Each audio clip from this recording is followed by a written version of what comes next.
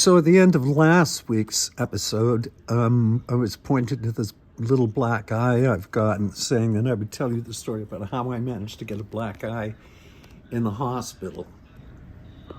When one is in the state that I'm in, which is working out of paralysis into making your body parts work, when you start to have bowel movements after being kind of backed up thanks to the medication, these things come fast and furious and you really have no time to think about it. So I can feel the bowel movement coming on. So I need to spring into action.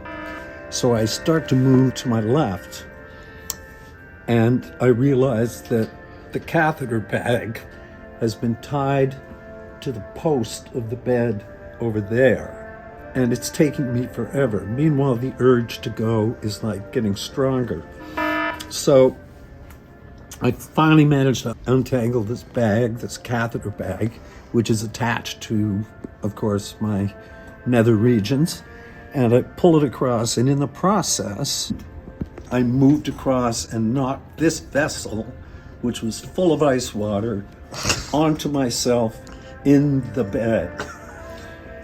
And then I just threw all the ice onto the floor, and then tried to move the table away and push it away from me so that I could get up on my side, get my feet on the ground to stand up right into the wheelchair.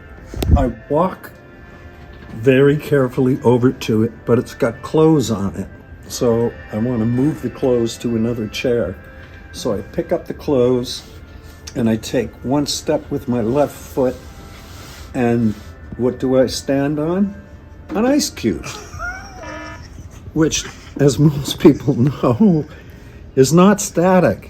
So my left leg moved, lost my balance completely at this point, hit this closet, and then went down like a sack of potatoes onto the floor. Now, the only thing I managed to do was get my hand under my head before it hit, which looks like a fairly substantial stone floor. This is really early in the morning, like hardly anybody's up. Well, I just started hearing the word fall, fall, fall, like nobody rang a buzzer or anything. Suddenly, a million nurses came into the room. And everybody's like, are you okay? Are you fine? And I'm like embarrassed as hell because it's my fault. I'm trying to do too much. In the meantime, I also understand that my pants feel kind of full. So I'm mainly embarrassed. I have to deal with all of the stuff that comes with that, like having your clothes taken off of you and your whole body cleaned and everything else. Then they got me into bed, and I was looking at my foot and realized that my right toe didn't feel right. That night, when my sock came off, I realized that it was like black and blue.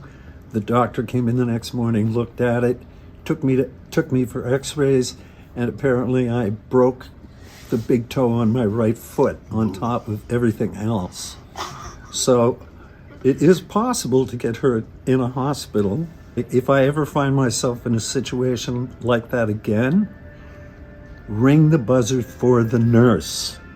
Don't try to do it yourself, Campbell, because you're an idiot. So my advice to you is simply that. When things seem impossible to do, even for someone who thinks they're superhuman, they're not possible.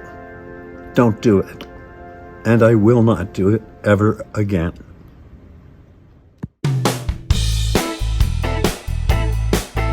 I stand up. This can't go anywhere. I take the brakes off. Now I'm loose.